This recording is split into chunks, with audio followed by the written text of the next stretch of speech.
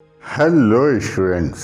इससे पहले कि मैं पूछूं आप कैसे हैं, मैं बताऊं I am very fine, I am very energetic. कारण सिर्फ आपकी जितनी सकारात्मक और आत्मीय प्रतिक्रियाएं मिल रही वीडियोस को लेकर के, that gives me energy. Please maintain it, continue it. एक चीज इससे पहले कि हम शुरू करें, those who did not subscribe the channel, please channel subscribe कर लीजिए। You will get each and every updated information about the general studies. अच्छा है, एक चीज और, कई बार लोगों ने पूछा कि नोट्स कैसे बनाएं। एक बड़ी लंबी प्रक्रिया है, बट आज मैं आपको संक्षेप में बता दूं कि हिस्ट्री हैज 3 सेगमेंट्स। एक फैक्ट होता है जिसे आप तथ्य कहते हैं, दूसरा कॉन्सेप्ट होता है जिसे आप अवधारणा कहते हैं, तीसरा साक्ष्य होते हैं जो उस अवधारणा को पुष्ट करते हैं। सपोज मैं कहूँ औरंगजेब था, एक फैक्ट है, उसका जन्म हुआ, मृत्यु हुई, उसके पिता का नाम है, so this fact should be there.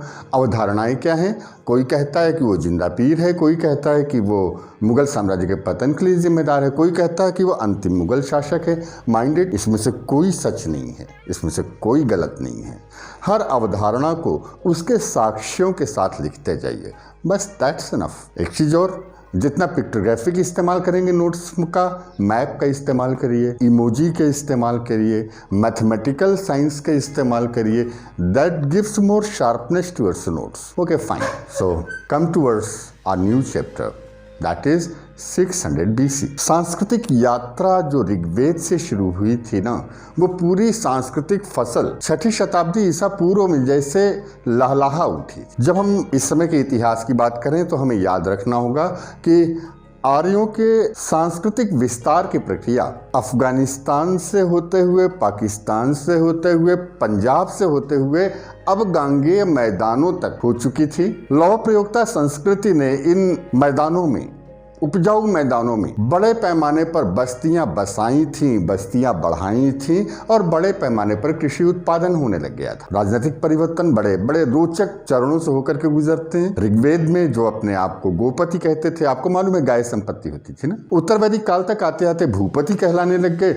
और 6ठी शताब्दी ईसा पूर्व तक आते आते हमें भूदेव मिलने लग गए। ऋग्वैदिक काल में जो राजा था ना, सिंपल राजा था, वो नृपति बन गया उत्तर वैदिक काल की शुरुआत में आकर के, और उत्तर वैदिक काल का अंत आते आते चक्रवर्तित्व, अश्वमेघ राजा के जो महानता वाले सिम्टम्स हैं, दैवी सिम्टम्स हैं, वो इंप्लीमेंट किए जाने लग गए। देन जो आर्यों की मूल इकाई थी जन उत्तर वैदिक काल में आकर के जनपद में बनी, और इन जनपदों के बीच में एक रासायनिक प्रक्रिया शुरू हुई, नतीजन निर्माण हो गया 16 महाजनपदों का। मैं बताऊं, पाणिनि हमें 40 जनपदों का उल्लेख करते हैं, परंतु 6ठी शताब्दी ईसा पूर्व में हमें 16 महाजनपद मिलते हैं, और इन 16 महाजनपदों में भी रासायनिक अभिक्रिया हो रही थी और एक नए साम्राज्य के निर्माण की प्रस्तावना लिखी जा रही थी। ये समूची प्रक्रिया उत्तर वैदिक काल के अंत की है। उत्तर वैदिक काल का अंत आते आते हम बड़े पैमाने पर फिर से नगरीकरण की शुरुआत देखते हैं। चंपा, वैशाली, अयोध्या, श्रावस्ती, कौशाम्बी, इन सभी नगरों में हमें रक्षा प्राचीरें दिख पड़ने लगती हैं, बस्तियों का जमाव दिख पड़ने लगता है, आर्थिक गतिविधियां दिख पड़ने लगती हैं। और जानते हैं, एक बेहद सम्मोहनकारी आविष्कार हो चुका था अब तक, जिसे आप बोलते हैं आहत मुद्रा। जानते हैं, ये मुद्रा धातु खंडों के ऊपर कुछ ठप्पे लगाए जाते थे, कोई धार्मिक निशान नहीं होते थे, पर्वत, नदी, पहाड़ इत्यादि जैसे निशान होते थे, और ये जारी किए जाते थे वैश्यों के द्वारा, व्यापारियों के द्वारा। सो विश्व, जो ऋग्वैदिक काल विश्व था ना, विश्व से एक वर्ग निकल करके वैश्य बन गया, और वैश्य से वर्ग श्रेष्ठी बन गया, और श्रेष्ठी बनने के बाद उसने महानतम आविष्कार किया सिक्कों का, जिसकी वजह से आर्थिक गतिविधियां यकायक बहुत तेज हो उठी। अब वेतन देना संभव था, अब किसी के श्रम का मूल्यांकन करना संभव था। इन परिवर्तनों की पृष्ठभूमि में अगर हम पाएंगे तो एक विराट वांग्मय है, वैदिक वांग्मय है, वैदिक साहित्य है। ऋग्वैदिक काल में सिर्फ ऋग्वेद था, लेकिन जानते हैं उत्तर वैदिक काल में यजुर्वेद आया। आपको मैं बताऊं कि सबसे ज्यादा पॉपुलर यजुर्वेद है, यजुर्वेद में भी शुक्ल यजुर्वेद। क्यों? क्योंकि यह याज्ञिक कर्मकांडों की बात करता है। देन सामवेद आया, संगीत को समर्पित पहला वेद। कहते हैं कि सामवेद को संगीत रावण ने दिया था। देन अथर्ववेद आया, अथर्वा ऋषि के द्वारा लिखा हुआ। कहते हैं कि भूत प्रेत, जादू टोना, पाप पुण्य, ये जितनी चीजें हैं पहली बार हमें वैदिक संस्कृति में यहाँ दिख पाती। हम कह सकते हैं कि एक सांस्कृतिक रूप से भी रासायनिक अभिक्रियाएं तेज हो रही थीं। वैदिक साहित्य में कालांतर में सूत्र साहित्य विकसित हुआ। सूत्र साहित्य था संक्षेप में चीजों को वर्णित करना, इसी से और बाद में आकर के हमें ब्राह्मण साहित्य मिलता है। ब्राह्मण साहित्य वेदों की व्याख्या के लिए, जो चारों वेद थे ना, चारों वेदों के अपने अपने ब्राह्मण, फिर चारों वेदों के अपने अपने आरण्यक वे ग्रंथ जो जंगलों में जाकर के चिंतन के बाद लिखे गए, और भारतीय मनीषा का सर्वोत्कृष्ट विकास देख पाता है हमें उपनिषदों में। उप का मतलब होता है कि, निषद का मतलब पास बैठना।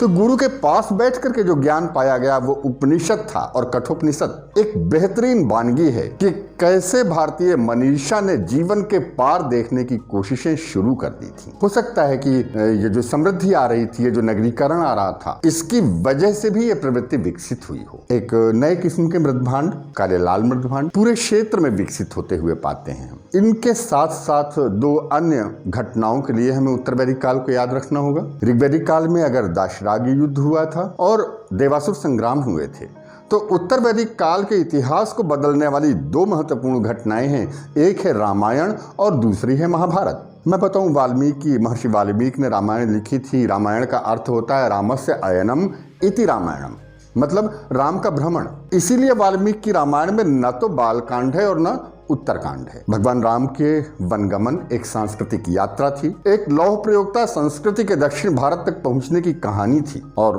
ये कल्पना बड़ी रोचक है कि रावण जैसे योद्धा के साथ युद्ध के पहले राम का शस्त्रागार इन्हीं लौह खनिजों की प्राप्ति और उनको जनजातियों के द्वारा उपयोग करने से लेकर निर्मित हुआ था। इसीलिए भगवान राम को हमें अस्त्र शस्त्र की कोई समस्या होते नहीं दिख पड़ती। सुदूर दक्षिण तक, कहते हैं दक्षिण भारत जाने वाले पहले अगस्त्य ऋषि थे।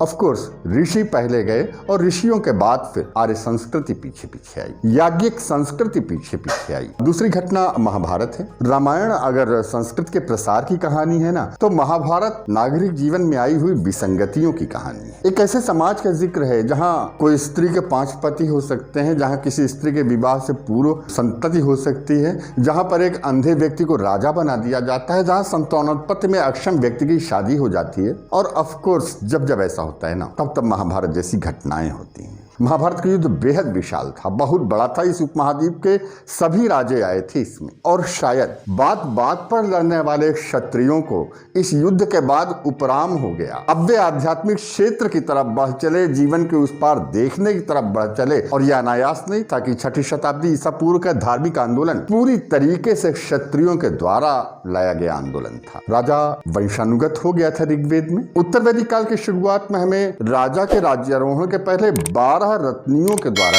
ये रत्नी शिल्पी वर्ग थे, 12 रत्नियों के द्वारा उसका अनुमोदन आवश्यक दिख पाता है। ये इतना जरूरी था कि राजा खुद रत्नियों के घर जाता था। एक चीज और कहूं, यद्यपि महिलाओं के अधिकार में कमी आई थी, उनसे उपनयन का अधिकार छीन लिया गया था। शादी के वक्त गोत्रांतरण होता था, महिला का जो पुरुष प्रधान समाज की अंतिम जीत थी। उनसे जीवन पर्यंत किसी पुरुष के साथ रहने की अपेक्षा की जाती थी, लेकिन बावजूद उसके महिलाओं के सांस्कृतिक, महिलाओं के संपत्ति संबंधी अधिकार परिभाषित किए जाने लग गए। कुंती जैसी महिलाएं, द्रौपदी जैसी महिलाएं अपने अधिकारों को लेकर पर्याप्त सजग हैं और पुरुष प्रधान समाज के सामने एक जबरदस्त प्रश्न चिन्ह खड़ा करती हैं। एक बात और बताऊंगा आपसे, ऋग्वेद में हमें 2 सांस्कृतिक परंपरा दिख पड़ती है। इससे पहले कि हम मुनि और ऋषि की बात करें, मैं बताऊं कि ऋग्वैदिक धार्मिक परंपराओं में जबरदस्त बदलाव आया था। ऋग्वेद की शुरुआत में मैंने बताया वरुण सर्वोच्च देवता थे। ऋग्वेद का अंत आते आते इंद्र सर्वोच्च देवता हो गए। लेकिन उत्तर वैदिक काल का अंत आते आते इंद्र को भी चुनौती मिल रही थी, और गोवर्धन पूजा के प्रतीक के बहाने कृष्ण अब नए जननायक बन गए। और बताऊं, यज्ञों का स्वरूप जटिल होता जा रहा था। साल साल भर यज्ञ चलते थे। इन यज्ञों में बड़े पैमाने पर बलि दी जाती थी, आहुति दी जाती थी, और बोझ कौन उठाता था? कृषक वर्ग। वह नई कृषि अर्थव्यवस्था जहां लोहे के फाल के साथ बैल और हल दोनों उस अर्थव्यवस्था के पर्याय हो गए थे। लेकिन उस अर्थव्यवस्था की सांस्कृतिक परंपरा पशुधन का जबरदस्त तरीके से वध कर रही थी इन यज्ञों के नाम पर। ऋग्वैदिक समाज में हमें 2 परंपराएं दिख पाती, एक ऋषि परंपरा और एक मुनि परंपरा। ऋषि वो थे जो गृहस्थ आश्रम में रहते थे, सांस्कृतिक प्रचार करते थे, जैसे ऋषि विश्वामित्र थे, ऋषि अगस्त्य थे। हमें सूचना मिलती है कि भरद्वाज ऋषि थे। लेकिन मुनि एकाकी थे, संन्यास्त थे, श्रमण थे, जंगलों में रहते थे, और संभवतः धर्म के रहस्यवादी पक्ष का साक्षात्कार करने वाले वे पहले थे। जब हम जैन धर्म की प्राचीनता ऋग्वेद में ले जाते हैं, जब ऋषभ देव का जिक्र करते हैं, जब ऋषभ के संन्यास्त होने की बात करते हैं, तो मतलब साफ था कि यह परंपरा मुनि परंपरा थी।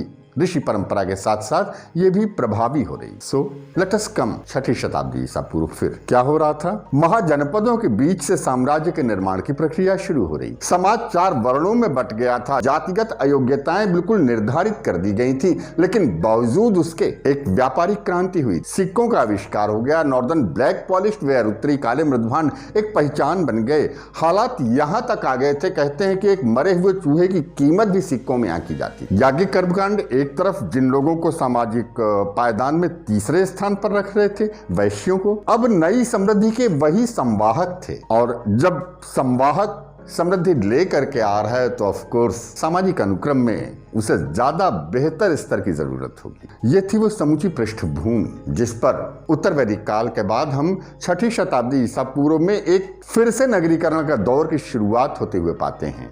बट बिफोर दैट वेद और वेदांग और वेदांत, इन तीनों ने मिलकर के भारत का सांस्कृतिक वैभव इस ऊंचाई तक पहुंचा दिया था कि अब कोई भी प्रश्न उपेक्षणीय नहीं माना जाता था। 6ठी शताब्दी ईसा पूर्व की जब हम बात करते हैं ना, तो हर तरीके की आवाजें हैं। कुछ लोग यज्ञों को गलत मानते हैं, वो आवाज भी है वहां पर। कुछ लोग पाप पुण्य जैसी कोई चीज नहीं मानते, वो आवाज भी है वहां पर। यहाँ पर चारवाक भी हैं जो कहते हैं यावत जीवेत सुखम जीवेत। सो ये जो विभिन्नता भरा गुलदस्ता था हिंदुस्तान के वैचारिक धरातल का, जो 6ठी शताब्दी ईसा पूर्व में दिख पा रहा था, जिसकी पृष्ठभूमि में राजनीतिक परिवर्तन थे, जिसकी पृष्ठभूमि में आर्थिक परिवर्तन थे, जिसकी पृष्ठभूमि में धार्मिक परिवर्तन थे। So that's all this conversation. फिर मिलेंगे अगले एपिसोड में।